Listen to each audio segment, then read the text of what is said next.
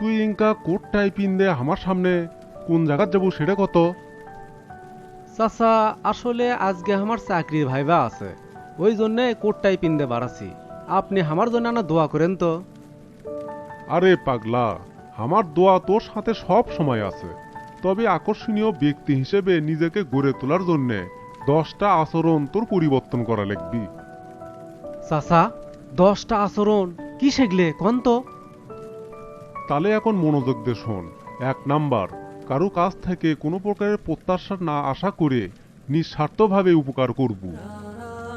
2 number, ভাবিয়ে চিনতে হিসেব নিকেশ করে কথা কব।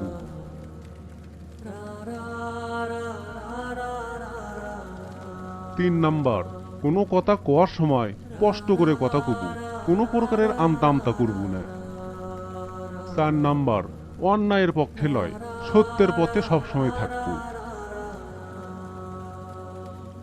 5 নাম্বার, কাউকে সম্মান দিলে সম্মান কমবি না বরং আর বাড়বি।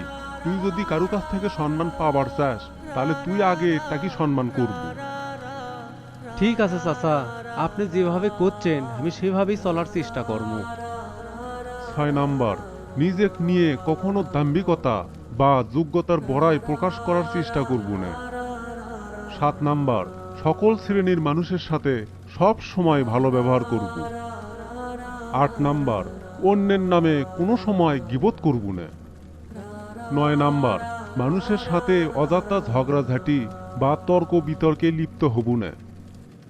এবং 10 নাম্বার, মানুষকে আন্তরিকভাবে প্রশংসা ও উৎসাহিত করব। চাচা আপনি যেগুলো করলেন আমি অক্ষর অক্ষরে পালন করার চেষ্টা করব। আপনি খালি আমার জন্য দোয়া করবেন, আমি যেন আপনার মুখ উজ্জ্বল করতে পারি।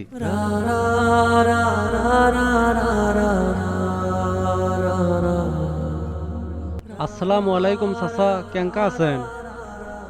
ওয়ালাইকুম আসসালাম। আলহামদুলিল্লাহ ভালো আছি। তা বাবা, তোর কি খবর? আলহামদুলিল্লাহ ভালো আছি চাচা। আজ থেকে 5 বছর আগে আপনি যে উপদেশগুলো আমাকে দিয়েছিলেন আমি সেগুলো অক্ষরে অক্ষরে পালন করে আজকে আমি প্রতিষ্ঠিত। আমি যে কোম্পানির চাকরি করি সেই কোম্পানির থেকে কোটি টাকা দামের একটা গাড়ি গিফট করছে, সেই গাড়ি নিয়েই আমি আপনাদের সাথে দেখা করবে যাচ্ছি। মাশাআল্লাহ, আলহামদুলিল্লাহ, আমি শুনে খুবই খুশি হয়েছি।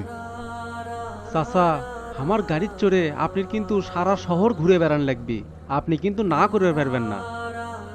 না রে বাবা, গাড়ির চড়ে বেড়ান লাগবার লয়, তুই মানুষের লাগান মানুষ হসু, এটাই হচ্ছে বড় পাওয়া।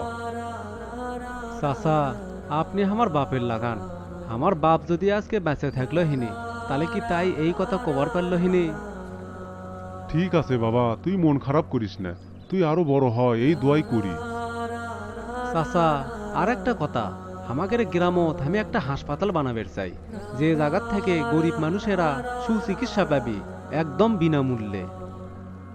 কি কোস বাবা, তুই হাসপাতাল বানাবো? আমি কালকেই জমি খুঁজে বার করিচ্ছি। সবে আপনার উপদেশের ফল চাচা, আপনি সেই দিন যদি ওই উপদেশগুলো আমাকে না দিলেন হিনি তাহলে আজকে আমার এই পরিবর্তন হলো না হিনি।